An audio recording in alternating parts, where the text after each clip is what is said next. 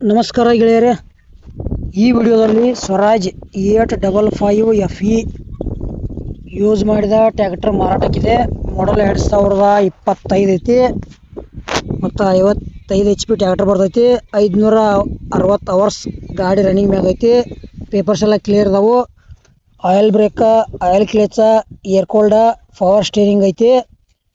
ಮತ್ತು ಲೊಕೇಶನ್ ಬಿಜಾಪುರ. ಹೊಸದ ಮುದೋಳ ಹುಡ್ ಬಂಪರ್ ಅಕ್ಷರ. ಈ ಥರದ ರೇಟ್ 7,80,000 ಹೇಳ್ಯಾರ. ಒಂಚೂರು ಹೆಚ್ಚು ಕಡಿಮೆ ಆಕೈತಿ.